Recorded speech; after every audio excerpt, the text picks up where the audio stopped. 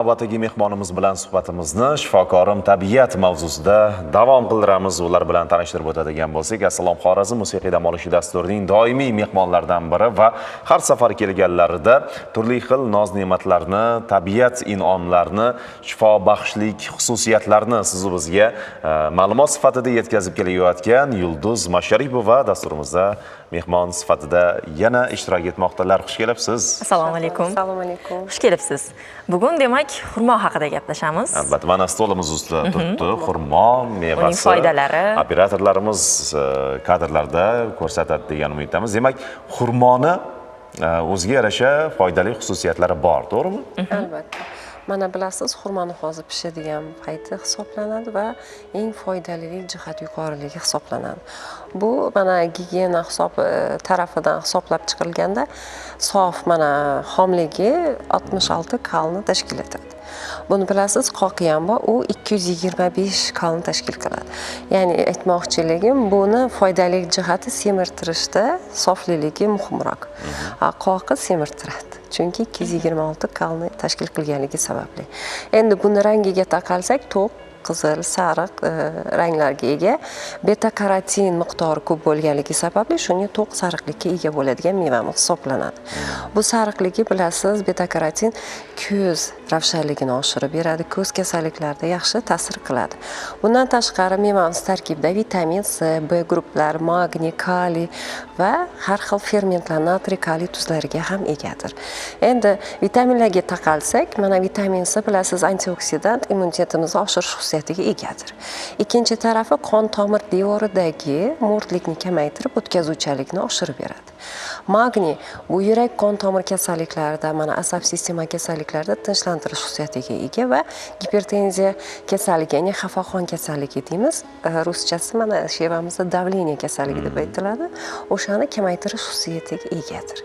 Endi kaliy miqdori bu jigar, oshqozon ichak traktida bo'ladigan peristaltikani yaxshilash va hazm jarayonini yaxshilab beradi. Bu meva bilasiz, nam sharoitda yaxshi o'sib, tez meva hosil qiladi. O'shaning uchun buni iste'mol qilgan paytimizda mana pishchil davri topilmaydigan jarayonlar ham bo'ladi. Buni muzlatib qo'ygan holatda ham iste'mol qilsa bo'ladi. O'zini ta'sirlilik miqdorini va tarkibini umuman o'zgartirmaydi. Aha, demak foydaliligi saqlab qoladi. Saqlab qoladi. Mana sovuq urdirib yeyishadi ko'p odam dimlab qo'yadi, yumshash uchun o'shali ham juda foydali hisoblanadi. Bilasiz, buni tarkibiy jihatdan har xil turi bor. Mana shokolad turi bor, birisi tahrirligi bor, bittasi bo'g'ish xususiyatiga ega. Buni tarkibida yod miqdori ko'p bo'lganligi sababli shu holatga kiradi. Oziz yeganda noxush ta'm sezadi, to'g'rimi? O'sha foydaliligi yuqori. Bu degani mana qalqonsimon bez kasalliklari bo'ladi-yu, zob deb aytamiz ruschasi. O'shani har xil turlarda iste'mol qilishni tavsiya qilardim. Aynan kimlar iste'mol qilmasligi kerak? Shunga ham bir to'xtalib o'ting-da. To'g'ri savol berdingiz, chunki menga mana ko'p murojaat qilishadi bemorlar, qaysi kasalliklarda mumkin emas. Birinchi kasalligimiz mana qandli diabet kasalligimiz ikkinchi turi. Umuman iste'mol qilishi mumkin emas. Ikkinchidan homilador ayollarimizni mana tug'ish jarayoni yaqin bo'lganda mumkin emas.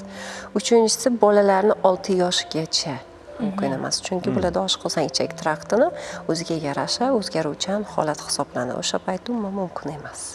Keyingi kasalliklarga qarshi kurashda mana operatsiya bo'ldi, oshqozon ichak kasalligimi yoki oshqozon osti bezimi, ichaklarmi, o'shalardan keyin umuman mumkin emas. Chunki buni biriktiruvchi to'qimasi zich joylashganligi sababli hazm jarayoni mukammalligi bilan ajralib turadi. Yana bir kasalliklarimizga qarshi kurashda mana o'tkir kasalliklar bo'ladi. Sistit, pilonefrit, o'tkir holatlari.